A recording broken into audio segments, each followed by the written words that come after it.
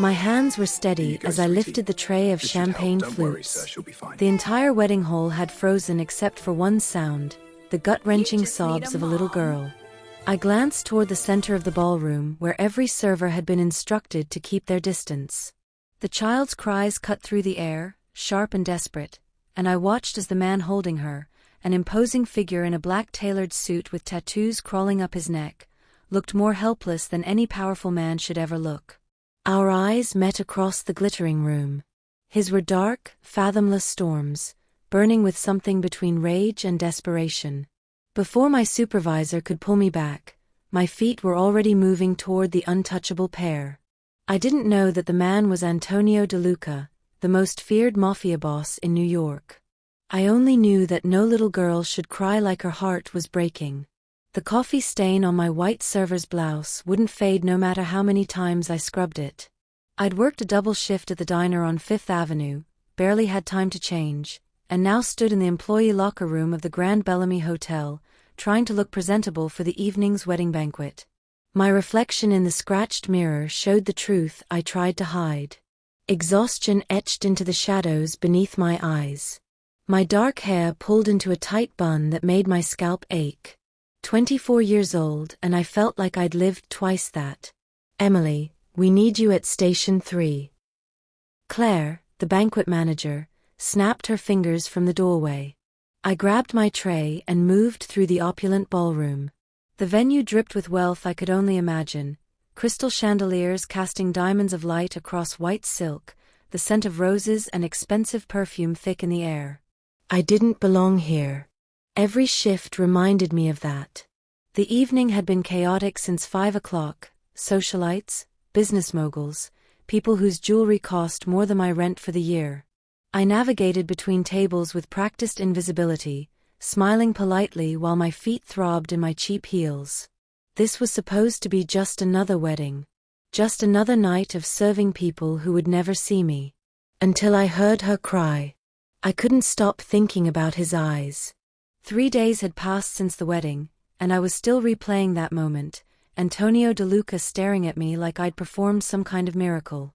All I'd done was crouch down with a lollipop and speak softly to his daughter. But the way Bella had leaned into me, her tiny fists clutching my uniform, her sobs fading into hiccups against my shoulder, it felt like something had shifted in the universe. Or maybe just in my small, insignificant life. You're burning the eggs again. I jumped, spatula clattering against the pan. My roommate, Jess, stood in the doorway of our shoebox kitchen, arms crossed, one eyebrow raised in that judgmental way she perfected over the 2 years we'd lived together. Sorry. I scraped the blackened eggs into the trash. I was just thinking about him. Jess moved to the coffee maker, her silk robe, a gift from whatever banker she was currently dating, swishing around her legs. You've been weird since Saturday night. Spill.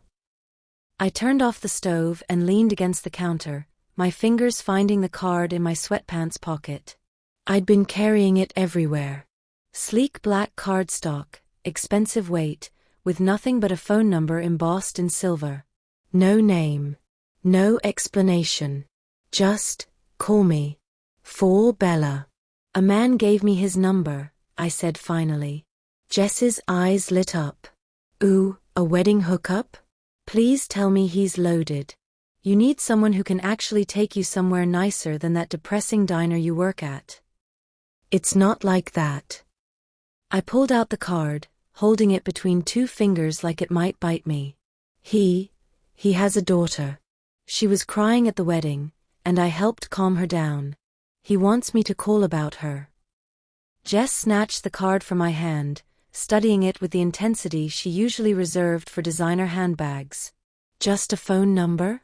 That's either very classy or very sketchy. She looked up at me. What's his name? I hesitated. Antonio De Luca.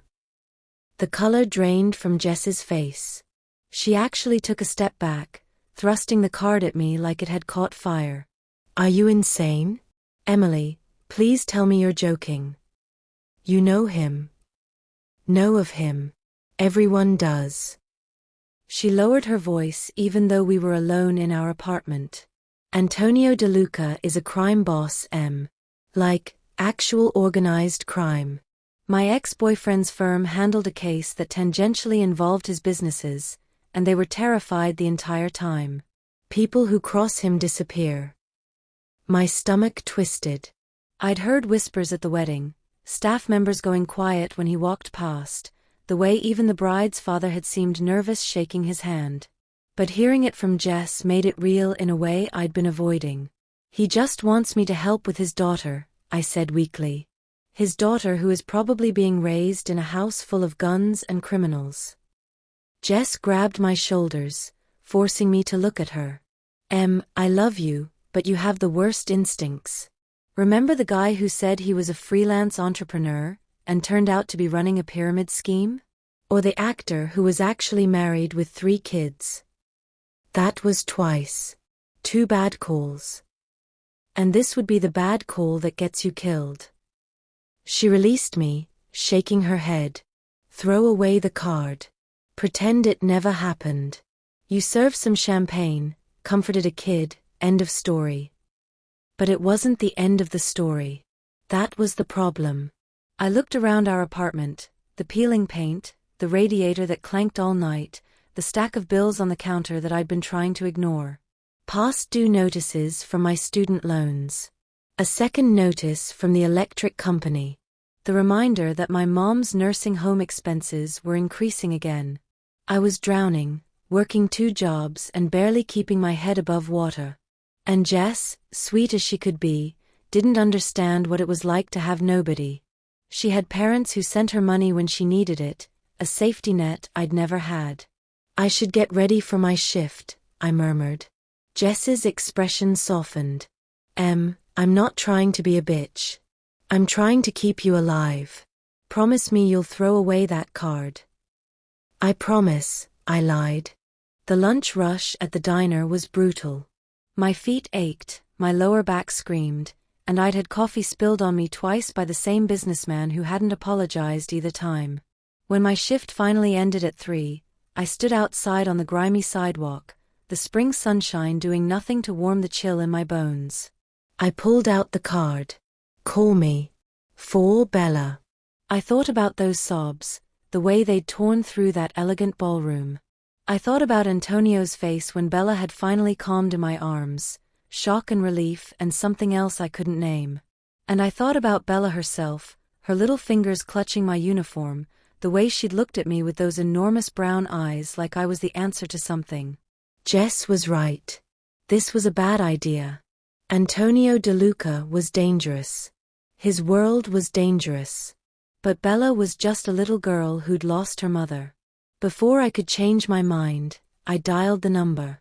It rang once. I knew you would call. His voice was different than I remembered, deeper, rougher, like whiskey and smoke. It sent an involuntary shiver down my spine.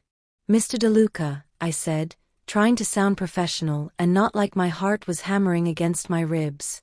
This is Emily Walsh. From the wedding. I know who you are. There was something almost amused in his tone. You're the woman who did what no one else could. You helped my daughter. She seemed upset. I have younger cousins, so I'm used to. Don't diminish what you did. His voice turned sharp, commanding. Bella hasn't stopped crying since her mother died 8 months ago. Nannies, therapists, family members, no one could reach her. Until you. The weight of that statement settled on my chest. 8 months of tears. 8 months of a father watching his child break apart and not knowing how to fix it. I'm sorry for your loss, I whispered. I don't need your sympathy. I need you. He paused, and I heard background noise, voices, the sound of a door closing. When he spoke again, his voice was quieter, almost vulnerable. Bella has been asking for the nice lady with the candy. She wants to see you. I want you to come to my home. Name your price. My price. Like I was something that could be bought. Except wasn't I? Wasn't I desperate enough, broke enough, that I'd already made the call? I don't want money, I said, surprising myself. But I would like to see Bella again. Make sure she's okay. Silence stretched between us. Then, a car will pick you up tomorrow. 4 o'clock. Text me your address. Wait, But he'd already hung up. I stared at my phone, at the number still glowing on the screen. Jess's warning echoed in my head. Bad instincts. Bad call. Gets you killed. But all I could hear was Bella's sobs, and all I could see was a little girl who just needed someone to care. I typed out my address and hit send before I could talk myself out of it. There was no going back now. The black Mercedes arrived at exactly 4 o'clock. I'd spent the entire day second-guessing myself, changing outfits 3 times before settling on simple jeans and a sweater, professional enough to seem serious, casual enough not to look like I was trying too hard. Jess had left for a yoga class with a pointed reminder to text her every hour or she'd call the police, which would have been touching if she hadn't said it with such grim certainty that I'd need rescuing. The driver didn't speak. He simply opened the rear door, waited for me to slide into leather seats that probably cost more than my monthly rent, and then pulled smoothly into traffic. I watched the city transform through the tinted windows, my neighborhood's crumbling brownstones giving way to gentrified blocks, then to tree-lined streets I'd only seen in movies, and finally to an area where the homes hid behind walls and gates. We turned onto a private road. My breath caught. Iron gates swung open automatically, revealing a driveway that wound through manicured lawns that belonged in a magazine spread. The estate rose ahead like something out of a European postcard, pale stone, tall windows, architecture that whispered old money and older power. But it was the men stationed along the driveway that made my palms sweat. 4 of them that I could see, dressed in dark suits, each with a telltale bulge of weapons beneath their jackets. They watched our car pass with expressions that revealed nothing. What am I doing here? The driver opened my door. I stepped out onto marble pavement, my worn sneakers squeaking slightly. The front entrance loomed before me, massive double doors, carved wood that looked ancient and expensive. Before I could knock, the doors opened. A woman in her 50s, elegant in a grey dress, regarded me with shrewd eyes. Miss Walsh. I'm Maria, the house manager. Mr. DeLuca is expecting you. I followed her inside, trying not to gape like a tourist. The foyer alone was larger than my entire apartment, marble floors that gleamed like mirrors, a chandelier that dripped crystal, twin staircases curving up to the 2nd floor. Original artwork hung on cream-colored walls. Everything screamed wealth, but it was cold. Beautiful and cold. Then I heard the screaming. Mama. I want Mama. Mama. The anguished shrieks came from somewhere above. Maria's expression tightened, but she didn't break stride as she led me toward the staircase. Bella has been difficult today, she said quietly. Mr. DeLuca requested you come immediately. We climbed the stairs, the screams growing louder. My heart hammered as Maria led me down a hallway lined with closed doors. She stopped at one that stood ajar, chaos spilling through the opening. No. No. I don't want you. I want Mama. I stepped inside. The bedroom was a little girl's dream, princess bed with gauzy curtains, toys stacked neatly on shelves, a reading nook with stuffed animals. But the dream was shattered by the nightmare playing out in its center. Bella, her face red and streaked with tears, thrashed in Antonio's arms. He held her carefully, like she might break, but she fought him with the desperate strength of grief. 2 women I assumed were nannies stood helplessly to the side. A tray of untouched food lay overturned on the floor. Antonio's eyes found mine. In that moment, stripped of his power and control, he looked exactly like what he was, a father drowning. Miss Walsh, he said, his voice strained. I'm sorry you have to see Mama. Bella's scream cut him off. I moved without thinking, dropping to my knees on the carpet.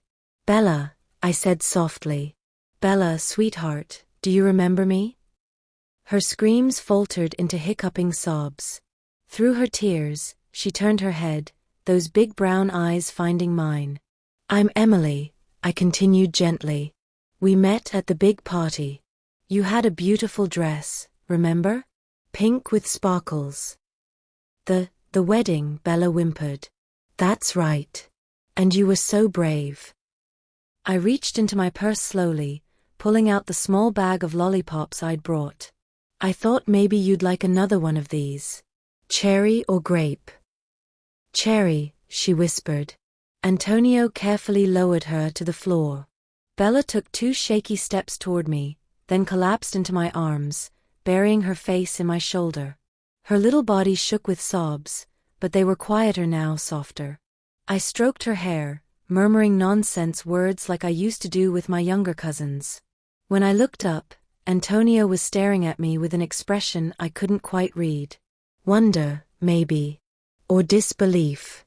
"How do you do that?" he asked roughly. "I'm not doing anything special." I adjusted Bella on my lap, unwrapping the lollipop and offering it to her. She just needs someone who isn't afraid to sit with her pain. The 2 nannies exchanged glances. Maria stood in the doorway, watching with keen interest. But Antonio, he looked like I'd just spoken a truth he'd been avoiding. "Everyone keeps trying to distract her," he said quietly, moving to sit on the floor beside us. This close, I could smell his cologne, expensive, woodsy. "Toys, sweets, trips to the park. They treat her grief like a problem to be solved." "It's not a problem." I met his eyes. "It's love with nowhere to go." Bella had gone quiet, the lollipop in her mouth, her head resting against my chest. Her breathing slowed, steadied. Within minutes, her eyes drifted closed. "She hasn't slept through the afternoon in months," one of the nannies whispered. Antonio rose smoothly, gesturing for the others to leave. They filed out silently, Maria closing the door behind them. When we were alone, just me, holding his sleeping daughter, and him, the air seemed to shift. "I need you to stay," he said. "It wasn't a request. Mr. DeLuca." "Antonio." He crouched beside us again. "And I'm not asking you to be another nanny who doesn't understand her. I'm asking you to be what she needs. Whatever that is. I don't know anything about being a caretaker." "You know enough." His gaze was intense, burning. "More than anyone I've hired. Name your terms. Salary, hours, anything. But please, help my daughter." I looked down at Bella, peaceful for the first time since I'd arrived. This little girl who'd lost everything. This man who had all the power in the world but couldn't fix the one thing that mattered. "I'd need to keep my weekend shifts at the diner," I said quietly. "To pay my bills while." "You'll earn more in a week here than you do in 3 months at that diner." He pulled out his phone, typed something. "What are your current expenses?" "That's not.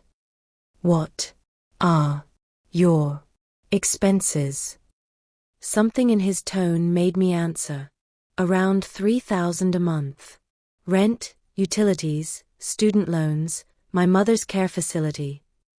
You'll receive 10,000 monthly. Health care included. Room here if you need it." My stomach dropped. "That's too much." "It's a fraction of what you're worth if you can give my daughter peace." He stood, offering me his hand. "Do we have an agreement, Emily Walsh?" I stared at his outstretched hand. Calloused, strong, probably stained with things I didn't want to know about. Behind him, through the window, I could see armed guards patrolling the grounds. This wasn't just accepting a job. This was stepping into a world I'd only seen in movies. A world of danger and shadows and secrets. But Bella stirred in my arms, murmuring something soft and heartbreaking in her sleep. I took his hand. "We have an agreement." His fingers closed around mine, warm, firm, sealing a bargain I suspected would change everything. "Welcome to the family, Emily," Antonio said, and something in his voice made it sound less like a greeting and more like a warning. The first week passed in a blur of small moments that felt enormous. Bella clung to me like I was her lifeline, her tiny hand finding mine at breakfast, during walks through the garden, even when I tried to step away to give her space. She didn't talk much, just whispered requests for water, or to read another story, or to stay with her until she fell asleep. But her tears came less frequently, and twice I'd heard her laugh, a sound so pure it made my chest ache. Antonio watched it all from the shadows. I'd catch glimpses of him throughout the day, standing in doorways, pausing at the top of the stairs, his dark eyes tracking Bella's movements like he was trying to memorize her smile. He never interrupted, never inserted himself into our time together. But his presence was constant, a silent guardian who didn't seem to know how to bridge the distance between himself and his daughter. The duality of him was jarring. On Tuesday morning, I'd watched him through the cracked door of his office, his voice sharp as a blade as he conducted a meeting with 3 men who looked like they could break bones without breaking a sweat. "I don't accept excuses," he'd said, his tone cold enough to frost the windows. "Fix it, or I'll find someone who can." The men had practically scrambled from the room.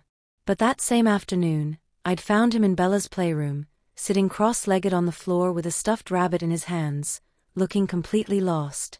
When he noticed me, something vulnerable flickered across his face before his mask slammed back into place. "She used to love this rabbit," he'd said quietly. "Her mother bought it for her first birthday." He'd set it down carefully, like it was made of glass, and walked out without another word. The staff whispered. I picked up fragments in passing, Maria speaking in rapid Italian to one of the guards, their voices dropping when I entered the kitchen. The nannies exchanging glances when Antonio's name came up.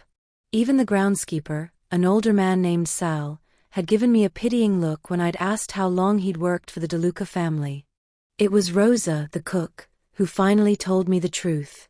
I'd come down to the kitchen late one night, unable to sleep in the guest room I'd been given, a space more luxurious than anywhere I'd ever lived, with a 4-poster bed and an ensuite bathroom with heated floors. Rosa was preparing dough for the next day's bread, her weathered hands working the mixture with practiced efficiency.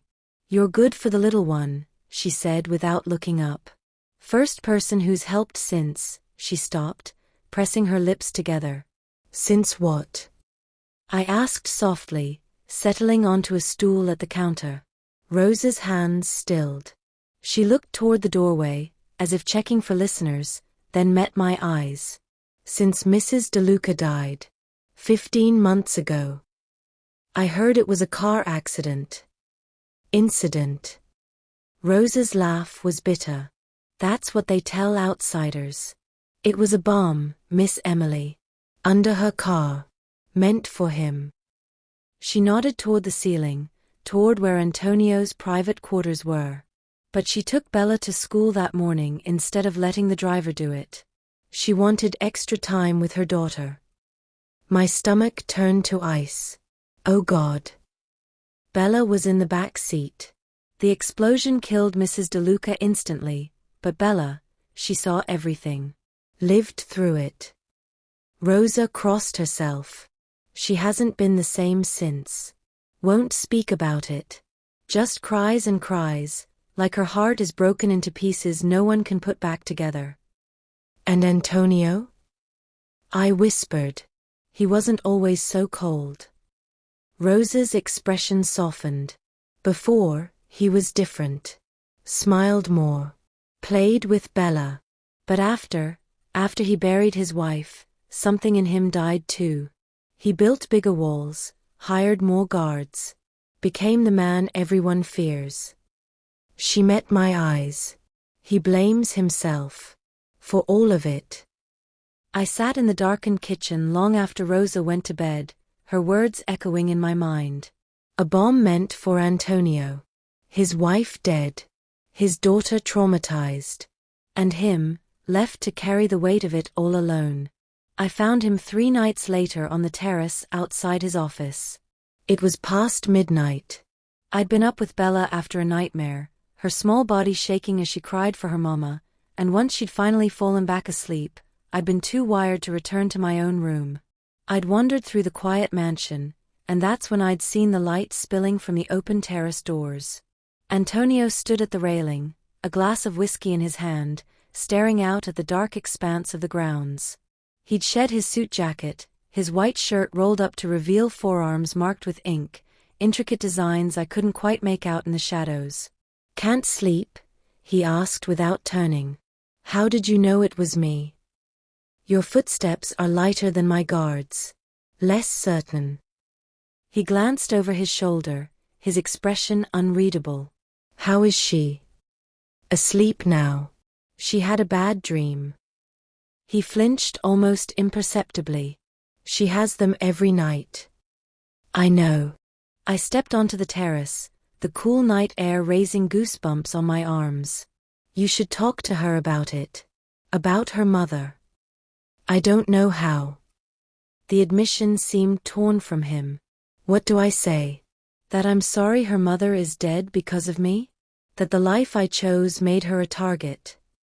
He downed the rest of his whiskey. "I can face down rivals, negotiate with murderers, build an empire from blood and fear. But I can't comfort my own daughter." "You're not supposed to be perfect. You're supposed to be present." "Present." He laughed, dark and hollow. "I'm suffocating her with presents, guards, nannies, every luxury she could want. And still she cries." "She doesn't need luxury, Antonio. She needs you." I moved to stand beside him at the railing. "Not the boss. Not the protector. Just her father." He was quiet for a long moment, his jaw working. When he finally spoke, his voice was barely above a whisper. "I don't know how to be just that anymore. After Isabella died, I had to become harder, crueler. To make sure it never happened again. To make sure Bella was safe." He turned to face me fully, and in the moonlight, I could see the cracks in his armor. "But what good is keeping her safe if I can't make her happy?" My heart twisted. This man who commanded fear and respect, who built walls and kept the world at arm's length, he was as broken as his daughter. "Just better at hiding it." "You're not alone in this," I said quietly. "You don't have to carry it all by yourself." Something flickered in his eyes, surprise, maybe, or hope. His hand lifted, hesitating, before he gently touched my cheek. His palm was warm, calloused, and the gesture was so tender it stole my breath. "Why are you here, Emily?" he asked. "Really? You could have walked away. Should have walked away." "Because Bella needs me." I swallowed hard. "And maybe you do too." The air between us shifted, charged with something I didn't want to name. His thumb brushed across my cheekbone, and for a heartbeat, I thought he might kiss me. Part of me, a reckless, foolish part, wanted him to. But he dropped his hand, stepping back, the walls slamming back into place. "You should get some sleep," he said, his voice carefully neutral. "Bella will want you in the morning." "Antonio." "Good night, Emily." I left him standing alone on the terrace, but as I walked back through the mansion, I realized something that should have terrified me but instead felt inevitable. I wasn't just here for Bella anymore. I was here for him too. And in this world of shadows and danger, that might be the most dangerous thing of all. The afternoon sun was perfect, warm without being hot, the sky a brilliant blue that made everything feel possible. Bella had begged to go to the park all morning, tugging on my hand with an excitement I hadn't seen in her before. "Please, Emily? Please? I want to feed the ducks." How could I say no to that? Antonio had been reluctant, his brow furrowing as he looked between his daughter's hopeful face and the security monitors in his office. But Bella had worn him down, or maybe I had, when I'd quietly pointed out that she needed normal moments, not just the gilded cage of the estate. "Fine," he'd relented. "But Marco and Luca go with you. And you stay within sight of them at all times." Marco and Luca were two of Antonio's most trusted guards, silent, efficient men who moved like shadows. They flanked us now as we walked through Riverside Park, keeping a respectful distance but never letting us out of their sight. Bella skipped ahead, clutching the bag of bread pieces we'd brought for the ducks. It was Rosa, the cook, who finally told me the truth. I'd come down to the kitchen late one night, unable to sleep in the guest room I'd been given, a space more luxurious than anywhere I'd ever lived, with a 4-poster bed and an ensuite bathroom with heated floors. Rosa was preparing dough for the next day's bread, her weathered hands working the mixture with practiced efficiency. "You're good for the little one," she said without looking up. "First person who's helped since," she stopped, pressing her lips together. "Since what?" I asked softly, settling onto a stool at the counter. Rosa's hands stilled. She looked toward the doorway, as if checking for listeners, then met my eyes. "Since Mrs. DeLuca died. 15 months ago. I heard it was a car accident. Incident." Rosa's laugh was bitter. "That's what they tell outsiders. It was a bomb, Miss Emily. Under her car. Meant for him." She nodded toward the ceiling, toward where Antonio's private quarters were. "But she took Bella to school that morning instead of letting the driver do it. She wanted extra time with her daughter." My stomach turned to ice. Oh God. Bella was in the back seat. The explosion killed Mrs. DeLuca instantly, but Bella, she saw everything. Lived through it. Rosa crossed herself. She hasn't been the same since. Won't speak about it. Just cries and cries, like her heart is broken into pieces no one can put back together. "And Antonio?" I whispered. "He wasn't always so cold." Rosa's expression softened. "Before, he was different. Smiled more. Played with Bella. But after he buried his wife, something in him died too. He built bigger walls, hired more guards. Became the man everyone fears." She met my eyes. "He blames himself. For all of it." I sat in the darkened kitchen long after Rosa went to bed, her words echoing in my mind. A bomb meant for Antonio. His wife dead. His daughter traumatized. And him, left to carry the weight of it all alone. I found him 3 nights later on the terrace outside his office. It was past midnight. I'd been up with Bella after a nightmare, her small body shaking as she cried for her mama, and once she'd finally fallen back asleep, I'd been too wired to return to my own room. I'd wandered through the quiet mansion, and that's when I'd seen the light spilling from the open terrace doors. Antonio stood at the railing, a glass of whiskey in his hand, staring out at the dark expanse of the grounds.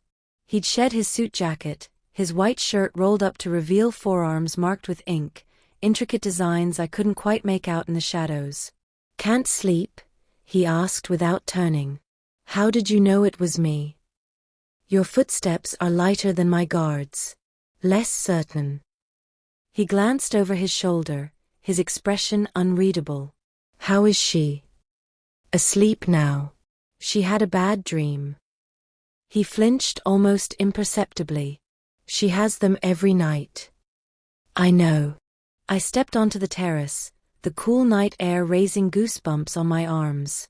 "You should talk to her about it. About her mother." "I don't know how." The admission seemed torn from him. "What do I say? That I'm sorry her mother is dead because of me? That the life I chose made her a target?" He downed the rest of his whiskey. "I can face down rivals, negotiate with murderers, build an empire from blood and fear. But I can't comfort my own daughter. You're not supposed to be perfect. You're supposed to be present." "Present." He laughed, dark and hollow. "I'm suffocating her with presents, guards, nannies, every luxury she could want. And still she cries. She doesn't need luxury, Antonio. She needs you." I moved to stand beside him at the railing. "Not the boss. Not the protector. Just her father." He was quiet for a long moment, his jaw working. When he finally spoke, His voice was barely above a whisper. I don't know how to be just that anymore. After Isabella died, I had to become harder, crueler, to make sure it never happened again, to make sure Bella was safe. He turned to face me fully, and in the moonlight, I could see the cracks in his armor. But what good is keeping her safe if I can't make her happy? My heart twisted. This man who commanded fear and respect, who built walls and kept the world at arm's length, he was as broken as his daughter. Just better at hiding it. You're not alone in this, I said quietly. You don't have to carry it all by yourself. Something flickered in his eyes, surprise, maybe, or hope. His hand lifted, hesitating, before he gently touched my cheek. His palm was warm, calloused, and the gesture was so tender it stole my breath. Why are you here, Emily? He asked. Really? You could have walked away. Should have walked away. Because Bella needs me. I swallowed hard. And maybe you do too. The air between us shifted, charged with something I didn't want to name. His thumb brushed across my cheekbone, and for a heartbeat, I thought he might kiss me. Part of me, a reckless, foolish part, wanted him to. But he dropped his hand, stepping back, the walls slamming back into place. You should get some sleep, he said, his voice carefully neutral. Bella will want you in the morning. Antonio. Good night, Emily. I left him standing alone on the terrace, but as I walked back through the mansion, I realized something that should have terrified me but instead felt inevitable. I wasn't just here for Bella anymore. I was here for him too. And in this world of shadows and danger, that might be the most dangerous thing of all. The afternoon sun was perfect, warm without being hot, the sky a brilliant blue that made everything feel possible. Bella had begged to go to the park all morning, tugging on my hand with an excitement I hadn't seen in her before. Please, Emily? Please? I want to feed the ducks. How could I say no to that? Antonio had been reluctant, his brow furrowing as he looked between his daughter's hopeful face and the security monitors in his office. But Bella had worn him down, or maybe I had, when I'd quietly pointed out that she needed normal moments, not just the gilded cage of the estate. Fine, he'd relented. But Marco and Luca go with you. And you stay within sight of them at all times. Marco and Luca were two of Antonio's most trusted guards, silent, efficient men who moved like shadows. They flanked us now as we walked through Riverside Park, keeping a respectful distance but never letting us out of their sight. Bella skipped ahead, clutching the bag of bread pieces we'd brought for the ducks. And I was trapped inside it, whether I wanted to be or not. My arm throbbed beneath the fresh bandages. The doctor Antonio had summoned, a discreet man who'd asked no questions, had cleaned and stitched the wound, pronouncing me lucky. 2 inches to the left, and it would have shattered bone, he'd said, as if that was supposed to make me feel better. I sat in my room 3 days after the attack, staring out the window at the manicured gardens below. Bella was napping, finally, after hours of clinging to me, terrified I might disappear if she let go. My whole body ached with exhaustion, but sleep felt impossible. A soft knock interrupted my thoughts. Come in, I called, expecting Maria with more tea I wouldn't drink. Instead, Antonio stepped through the doorway. He looked terrible. Dark circles shadowed his eyes, stubble covered his jaw, and his shirt was wrinkled, details that would have been unthinkable a week ago. This was a man who commanded perfection in everything. But now, he looked like he hadn't slept since the park. I'm not disturbing you? His voice was rough, uncertain in a way I'd never heard from him. No. I was just thinking. He closed the door behind him, leaning against it like he needed the support. For a long moment, he just looked at me, really looked, his dark eyes traveling from my face to the bandaged arm resting in my lap. I should have come sooner, he said finally. To check on you. But he stopped, jaw clenching. I couldn't face you. Why not? Because every time I close my eyes, I see you bleeding. His hands curled into fists at his sides.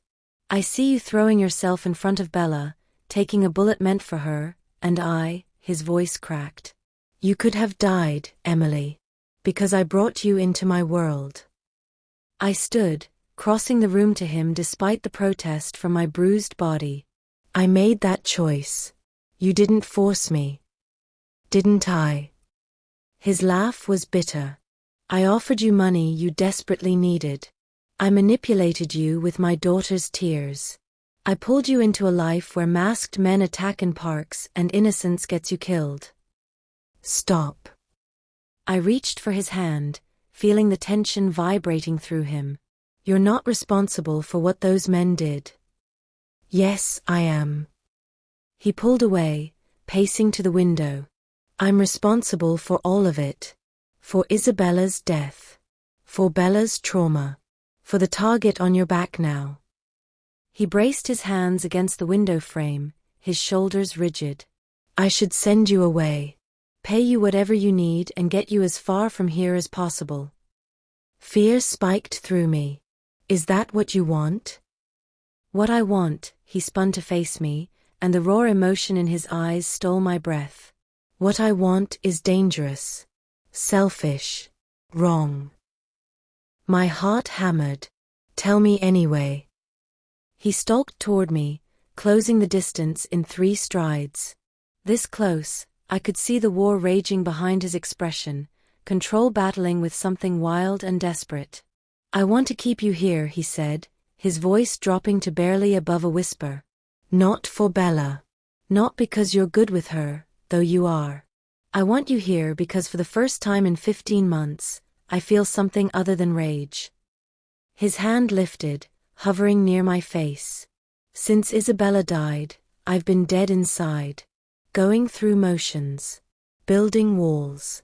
Becoming the monster everyone fears. His fingers finally touched my cheek, achingly gentle.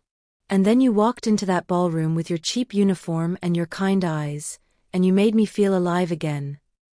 I couldn't breathe. Couldn't think. Could only feel the warmth of his palm against my skin, the intensity of his gaze boring into mine. Antonio. Tell me to stop, he whispered. Tell me this is wrong. That you're afraid of me, of what I am. Tell me, and I'll walk away. I'll never touch you again. I should have said it. Should have been smart, self-preserving. This man was dangerous in every possible way, his world, his enemies, the power he wielded. Loving him would be signing my own death warrant. But when I opened my mouth, different words came out. I'm drawn to you. My voice shook, but I held his gaze. I shouldn't be. You're right about all of it. Your world is dangerous, you're dangerous. Every logical part of me knows I should run. I covered his hand with mine, pressing it harder against my cheek. But I'm not afraid of you, Antonio. I'm afraid of how much I want this. Want you. Something in him broke. His other hand cupped my face, tilting it up toward his. Emily, he breathed, my name a prayer and a curse. If I kiss you, I won't be able to let you go. Then don't let go. For a heartbeat, he hesitated, his last chance to be noble, to protect me from himself. Then his mouth crashed down on mine, and the world ignited. The kiss was nothing like I'd imagined. It wasn't gentle or tentative. It was hungry, desperate, 15 months of grief and loneliness and need poured into the press of his lips against mine. His hands slid into my hair, angling my head to deepen the kiss, and I gasped against his mouth. He swallowed the sound, pulling me closer, careful of my injured arm but otherwise unrestrained. I felt his heart pounding against my chest, racing as fast as my own. My good hand fisted in his shirt, holding on like he was the only solid thing in a spinning world. When he finally pulled back, we were both breathing hard. His forehead rested against mine, his eyes closed, his expression torn between desire and anguish. This is madness, he whispered. I know. You should leave. Before you're in too deep. I'm already in too deep. I pressed a soft kiss to the corner of his mouth. I think I have been since the moment you looked at me in that ballroom. He made a sound, half groan, half surrender, and kissed me again. Slower this time, but no less intense. His hands mapped my face, my neck, sliding down my arms with reverent care. When his fingers brushed near my bandage, he gentled further, as if I were something precious he might break. I don't know how to do this, he admitted against my lips. How to be with someone. How to let someone in. We'll figure it out together. What if I can't keep you safe? I pulled back enough to meet his eyes. What if you can? What if we both survive this, and on the other side, there's something beautiful? Beautiful. He traced my lower lip with his thumb, wonder softening his features. I'd forgotten what that word felt like. He kissed me once more, tender and aching. You're dangerous, Emily Walsh. More dangerous than any rival I've ever faced. Why? Because you make me hope. His arms circled my waist, drawing me against him. And hope is the most dangerous thing a man like me can feel. I laid my head against his chest, listening to the steady thrum of his heartbeat.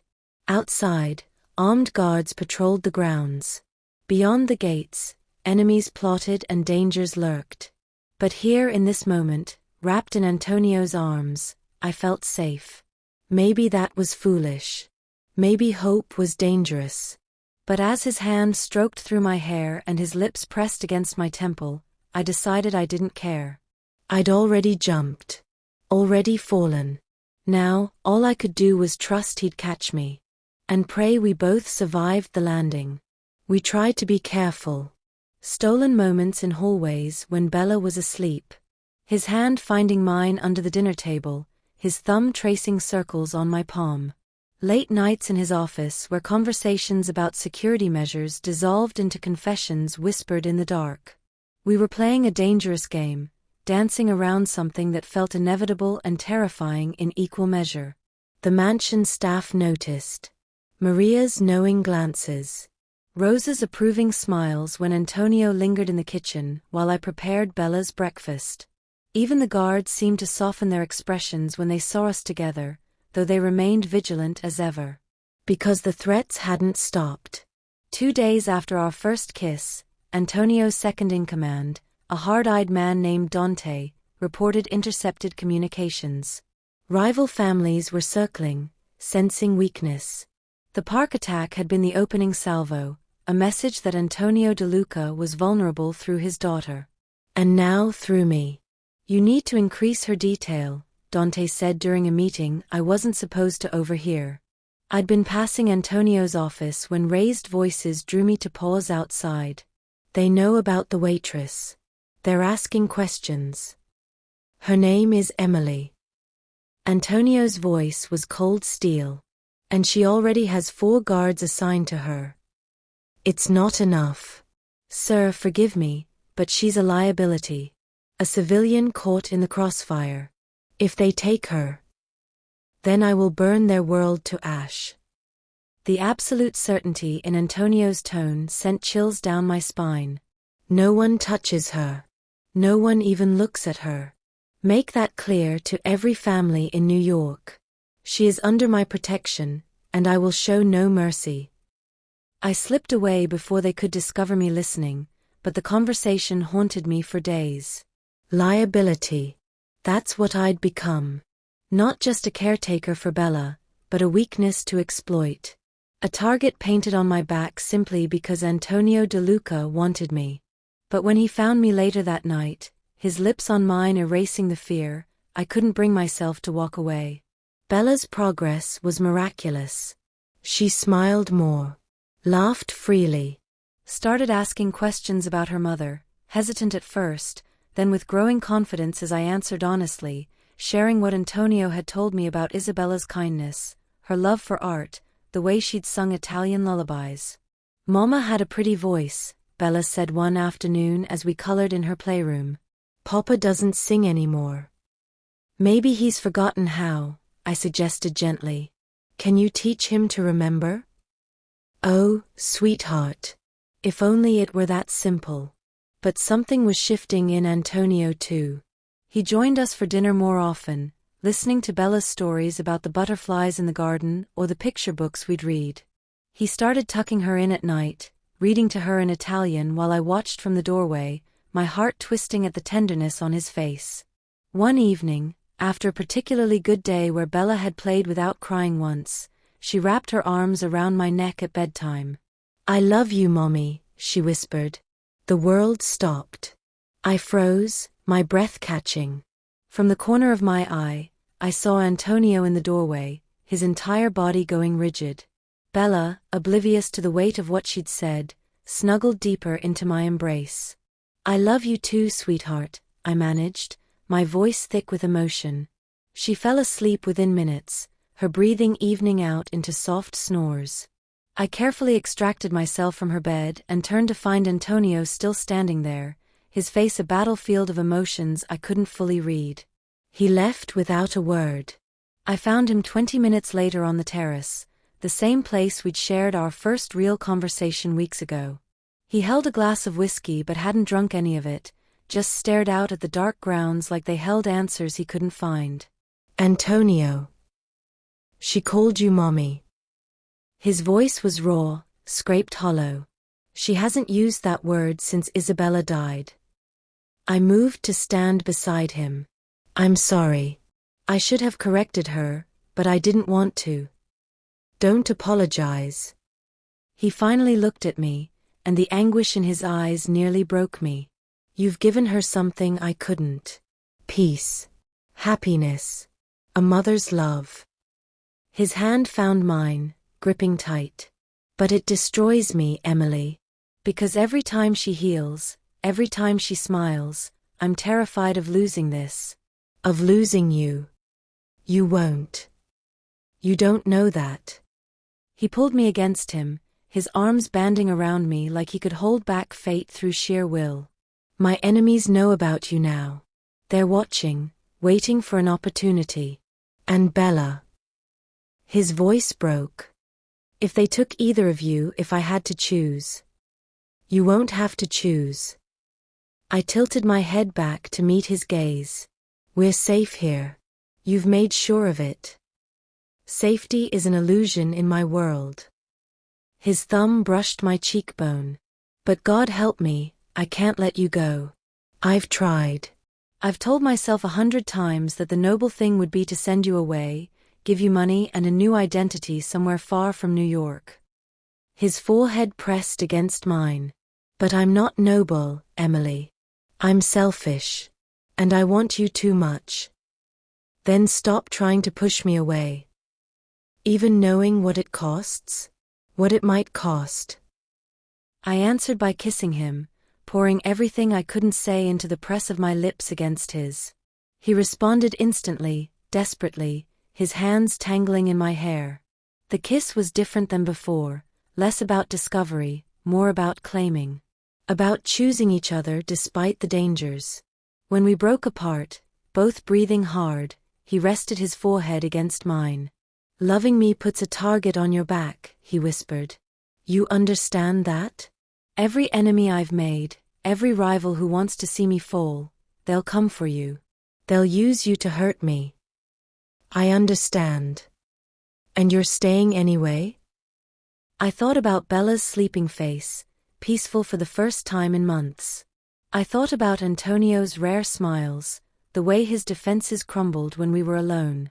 I thought about the strange, dangerous, beautiful thing we were building in the shadows of his empire. "I'm staying," I confirmed. "Then we do this right." His voice turned fierce, protective. "No more separate rooms. No more hiding. You and Bella move into the family wing with me. Doubled security. You don't leave the estate without me or Dante. And if anything feels wrong, even slightly off, you tell me immediately." "Antonio. These are my terms, Emily. Non-negotiable." His hands framed my face. "I couldn't save Isabella. But I will save you. Both of you. Even if it means becoming the monster they all think I am." There was something terrifying in his expression, a promise of violence to anyone who threatened what was his. But beneath it, I saw the truth: he loved us. Maybe he couldn't say the words yet, but it radiated from every protective instinct, every fierce declaration. "Okay," I agreed softly. "We'll do it your way." He kissed me again, slower this time but no less intense. And as his lips moved against mine, as his arms held me like I was something precious worth protecting, I let myself believe we might survive this. That love might be stronger than the shadows closing in. But somewhere in the back of my mind, a small voice whispered what we both knew: in Antonio's world, happy endings were never guaranteed. Only fought for. And sometimes, even love wasn't enough to keep the darkness at bay. That night, I moved my belongings to the family wing. Bella's room was next to mine, connected by an adjoining door. Antonio's suite was across the hall, close enough to protect us, far enough to maintain some propriety. But when I woke at 2 a.m. from nightmares of masked men and gunfire, it was his door I knocked on. And when he opened it, seeing the terror in my eyes, he simply pulled me inside and held me until the shaking stopped. We fell asleep in his bed, fully clothed, his arms wrapped around me like a fortress. And for the first time since the attack, I felt safe enough to truly rest. Even though the morning would bring new threats. Even though loving him was the most dangerous thing I'd ever done. I chose it anyway. I chose him. The bomb was meant for Antonio's car. It detonated in the estate's underground garage at 6 a.m., shaking the entire mansion. I woke to the explosion, my heart seizing with terror as plaster dust rained from the ceiling. Bella screamed from her room, and I was there in seconds, gathering her into my arms even as guards flooded the hallway. "Stay in your rooms." Dante's voice boomed through the chaos. "Now." But all I could think was, where is Antonio? He'd left early for a meeting downtown. He should have been in that garage. Should have been in that car. The next 20 minutes were the longest of my life. I held Bella in my room while she sobbed against my chest, both of us jumping at every sound. Guards shouted in Italian. Footsteps thundered past the door. And through it all, one terrible thought looped endlessly: what if I've lost him? Then the door burst open. Antonio stood there, disheveled and furious, his white shirt torn at the shoulder, a cut above his eyebrow bleeding down his temple. But alive. Alive. Papa. Bella launched herself at him. He caught her, crushing her against his chest while his eyes found mine over her head. The raw relief in his expression mirrored everything I felt. "You're okay," I breathed. The meeting was moved to an earlier time. I left at 5 instead of 6. His voice was hoarse. 15 minutes. That's all that stood between. He couldn't finish. Maria appeared in the doorway. "Mr. DeLuca, let me take Bella. Rosa is making her favorite pancakes in the kitchen." Antonio hesitated, then carefully transferred his daughter to Maria's arms. "Keep her on the second floor. Away from the windows." "Si, signore." The moment they left, Antonio was across the room, his hands framing my face, his eyes searching mine with desperate intensity. "Are you hurt?" he demanded. "No, I'm fine." "Antonio, what happened?" "The Torino family." His jaw clenched. "They planted the device last night, bypassed our security. If I'd left at my usual time."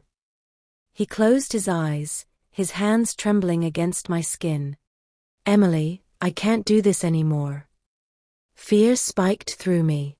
"Can't do what?" "Pretend I'm strong enough to keep you at arm's length. Pretend I can protect you without binding you to me completely." He pulled back, pacing the room like a caged animal. "They're escalating. First the park, now this. They know you and Bella are my weaknesses, and they won't stop until they've taken everything from me. Then we increase security again." "It's not enough." The words exploded from him. "Don't you understand? There is no amount of guards, no fortress strong enough, not while you exist outside of my name. Not while you're just the caretaker, just the woman living in my house. He stopped pacing, turning to face me fully. I need you to be more than that. My heart hammered. What are you saying? He crossed the distance between us, dropping to his knees in front of me. The gesture was so unexpected, so shocking, this powerful man kneeling at my feet, that my breath stopped completely. I'm saying I can't lose you. His voice cracked on the words. I've faced death 100 times. I've buried people I loved, made enemies who want me dead, lived with violence as my constant companion. But none of it terrifies me the way losing you terrifies me. His hands found mine, gripping tight. I thought I died when Isabella was killed. Thought the best part of me was buried with her. But you brought me back, Emily. You made me remember what it feels like to be human. To love. To hope. Tears blurred my vision. Antonio. Let me finish. He released one of my hands, reaching into his pocket. When he opened his palm, a ring glittered there, a stunning diamond surrounded by sapphires, antique and elegant. This was my grandmother's. She gave it to my grandfather after he saved her life during the war. She told him, "We've already survived the worst. Everything after is a gift." His eyes met mine, and I'd never seen such vulnerability in another human being. "Be my wife," he said, his voice raw. "Not because I'm trying to control you or trap you, but because in my world, marriage means something. It means you're under my protection in a way that even my enemies respect. It means Bella truly becomes yours, legally and in every way that matters." His thumb brushed over my knuckles. "Be Bella's mother. Be my partner. Stand beside me, not behind me. Help me be the man I want to be instead of the monster I'm becoming." "You're not a monster," I whispered. "I am. I've done terrible things. I'll do worse to protect you." His hand tightened on mine. "But with you, I'm also a father. A man who can still feel joy. Someone who wants to be better." He lifted the ring. "I'll protect you with everything I am. My name, my resources, my life. But more than that, I'll love you. I already do. I think I have since you crouched down with that lollipop and saw my daughter when everyone else only saw danger." The tears spilled over, tracking down my cheeks. This was insane. We'd known each other less than 2 months. His world was violence and shadows. Marrying him meant accepting that danger would always be at our door. But it also meant Bella would have a mother who loved her. It meant Antonio wouldn't face his demons alone. It meant building something beautiful in the midst of darkness. It meant choosing love, even when love was the most dangerous choice of all. "Yes," I breathed. His eyes widened, like he'd expected me to refuse. "Yes. Yes, I'll marry you." I cupped his face, feeling the stubble rough against my palms, the wetness of tears I hadn't realized he was shedding. "I'll be Bella's mother. I'll be your partner. I'll stand beside you against whatever comes." My voice strengthened. "And I'll love you, Antonio De Luca. Not despite who you are, but because of it. All of it." He surged upward, his mouth crashing against mine in a kiss that tasted of salt and desperation and promise. His hands tangled in my hair, tilting my head back as he deepened the kiss, and I felt his heart racing against mine, both of us alive, both of us choosing this impossible thing. When he pulled back, he slipped the ring onto my finger with shaking hands. It fit perfectly, the sapphires catching the morning light streaming through the window. "It's beautiful," I whispered. "You're beautiful." He kissed me again, softer this time. "My wife. My partner. Mine." "Yours," I agreed. "And you're mine too. That's how this works." Something fierce and possessive flared in his eyes. "Yes. I'm yours. Every broken, dangerous piece of me." He rested his forehead against mine. I won't let anything happen to you. To either of you. I swear it on my life. I know. I held him tighter.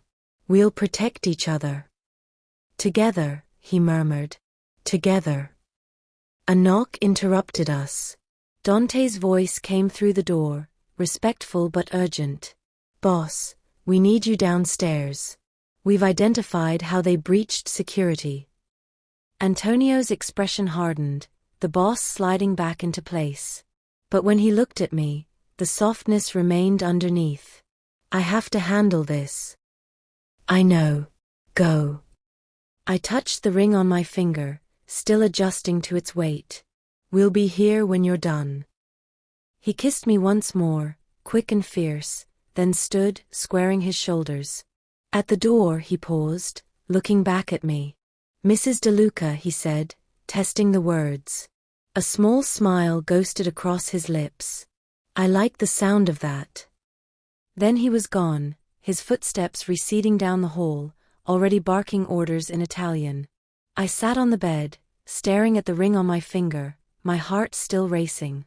Outside, guards secured the perimeter. Below, Antonio strategized with his men. Somewhere in the city, enemies plotted our destruction. But I just promised to marry the most dangerous man in New York.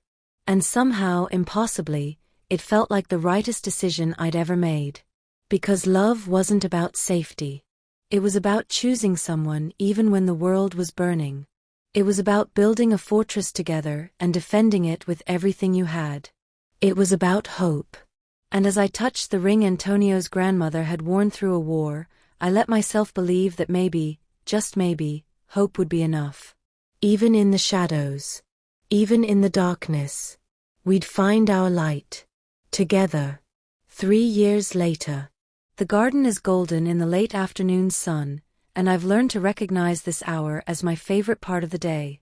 Bella's laughter rings across the lawn, bright and clear and whole. She's 8 now, all long legs and wild curls pulled into a messy braid, chasing butterflies with the butterfly net we bought her for her birthday. Her pink dress swirls around her knees as she spins, and there's not a shadow of grief in her eyes anymore. Mama. Mama, look. She points at a monarch perched on a rose bush. Can I catch it? Gently, I call back. Remember, we just want to say hello. Beside her, toddling on unsteady legs, is Marco. 2 years old with his father's dark eyes and my smile, he reaches chubby hands toward the butterfly, babbling in the mixture of Italian and English that makes up his current vocabulary. When the butterfly flutters away, he plops down on the grass with a shriek of delight. Farfalla, he shouts, the Italian word for butterfly that Antonio taught him. Si, amore mio, I murmur, though he's too far away to hear me. Farfalla. Arms circle my waist from behind, and I lean back into Antonio's chest without hesitation. He smells like cologne and the cigar he'd been smoking in his office, and his chin comes to rest on my shoulder. You're watching them like you're afraid they'll disappear, he says quietly. Old habit. I cover his hands with mine, feeling the cool metal of his wedding band against my palm. Though I'm getting better. You are. He presses a kiss to the side of my neck. 3 years, and you still tense every time a car pulls up to the gate. Can you blame me? His arms tighten around me. No. I do the same thing. But the threats have lessened over the years. After our wedding, a small private ceremony with Bella as our flower girl and enough security to guard a president, Antonio had made strategic moves. Alliances formed. Truces negotiated. The Torino family, the ones who'd planted the bomb, had been dealt with in ways I'd chosen not to ask about. The city still feared Antonio DeLuca. His empire still thrived, built on shadows and secrets I only half understood. But here in our home, behind these walls and guards, he was just a husband. A father. A man who sang Italian lullabies to our son and taught our daughter how to play chess. Marco's getting faster, Antonio observes as our son takes 3 wobbling steps before landing on his bottom again. Soon he'll be running circles around the guards. God help us all. I turn in his arms to face him. At 38, Antonio has a few more silver threads in his dark hair, laugh lines bracketing his eyes that hadn't been there 3 years ago. He's still devastatingly handsome, still commands a room with a single look. But time and love have softened some of his harder edges. How was your meeting? Tedious. Necessary. He cups my face, studying me with that intensity that still makes my breath catch. But all I wanted was to be here. With you. With them. You're getting soft, Mr. DeLuca. Only for you, Mrs. DeLuca. He kisses me, slow and deep, and I'm transported back to that first kiss 3 years ago, desperate and hungry and promising everything. We've built a life on that promise. Papa. Bella comes running, Marco toddling behind her with his nanny, Sophia, trailing protectively. Papa, I caught 3 butterflies and let them all go. Did you see? Antonio scoops her up despite her protests that she's too big for that now, spinning her until she giggles. I saw. You're very gentle with them. Your mother taught you well. Mama teaches me everything. Bella wraps her arms around his neck. She says the best way to love something is to set it free, but it always comes back if it's meant to be yours. My throat tightens. I'd told her that last year when we'd had to release a baby bird we'd been nursing back to health. I hadn't realized she'd remembered. Antonio's eyes find mine over Bella's head, and I see my own emotion reflected there. This little girl who'd been shattered by loss, who'd cried for 8 months straight, who'd called me mommy that first pivotal time, she was whole now. Healed. Ours. Your mama is very wise, he tells her. I know. Bella squirms down, then takes her baby brother's hand. Come on, Marco. Let's show Papa the garden we planted. We follow them through the roses, Antonio's hand finding mine, our fingers interlacing automatically. Sophia maintains a discreet distance, ever the professional. Around the perimeter, I can see the guards stationed at their posts, a reminder that danger never fully disappears in this life. But it's worth it. Every moment of fear, every close call, every night I wake from nightmares of masked men and gunfire, it's worth it for this. For Bella's laughter. For Marco's first steps. For Antonio's arms around me in the darkness, promising we'll face whatever comes together. As we walk, I find myself thinking back to that night. The night that changed everything. The ballroom glittering with chandeliers and champagne. The sound of a child crying. Everyone frozen, afraid to act. And me, just a tired waitress in a borrowed uniform, stepping forward with nothing but a lollipop and instinct. I hadn't known then that the choice would lead here. That the intimidating man with dark, desperate eyes would become my husband. That his broken daughter would become mine in every way that mattered. That I'd build a family in the shadows of an empire, learning to love a dangerous man with a tender heart. All I'd known was that a little girl needed someone. And I'd refused to look away. What are you thinking about? Antonio asks, reading my silence like he always does. The beginning, I admit. The wedding. That moment I decided to walk over to you and Bella. He stops walking, turning me to face him. Best decision anyone's ever made. Or the craziest? Both.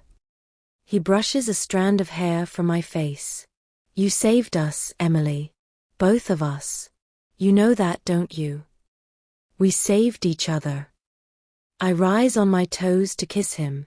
That's how love works. Mama. Papa.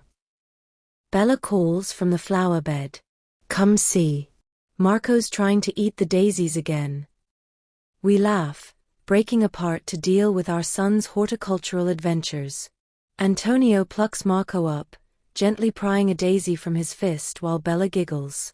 The late afternoon sun casts everything in gold, and for a moment, time seems to suspend. This is my life now. Not the struggling waitress working double shifts, drowning in bills and loneliness. Not the invisible woman serving champagne to people who'd never know her name. I'm Emily DeLuca, wife to a man who rules the shadows but kneels for his family. Mother to a daughter who found her smile again and a son who knows nothing but love. A woman who chose danger and found safety in the most unexpected place, in the arms of the most feared man in New York. Later, after Bella is tucked into bed with her favorite story and Marco is asleep in his nursery, I stand on the terrace where Antonio and I shared our first real conversation. He joins me, 2 glasses of wine in hand, and we watch the city lights glitter in the distance. Any regrets?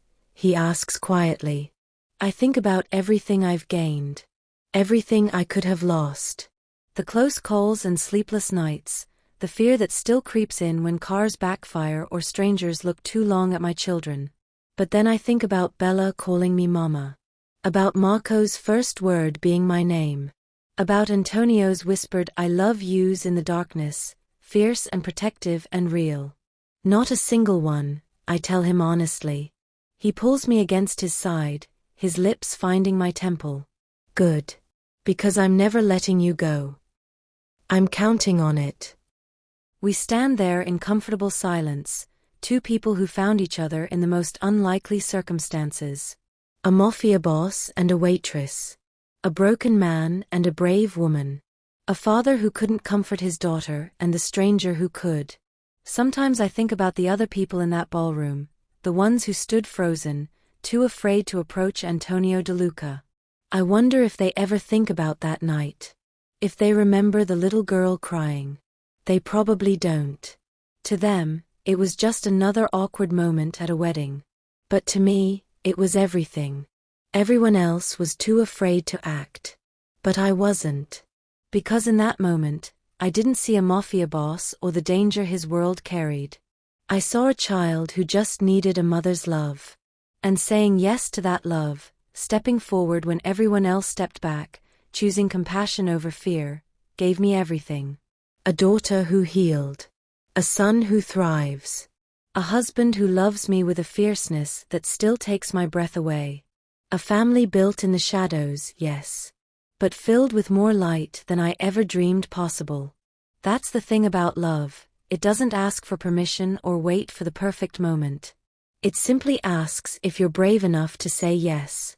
I was. And I'd make the same choice 1,000 times over. Antonio's arms tighten around me as if he can hear my thoughts, and I lean into him, grateful for this impossible, beautiful life we've built. In the distance, thunder rumbles, a storm approaching. But here in his arms I'm home. And home, I've learned, isn't a place. It's choosing to love someone despite the dangers. It's saying yes when the world says no. It's a lollipop, a crying child, and a single moment of courage that changed everything.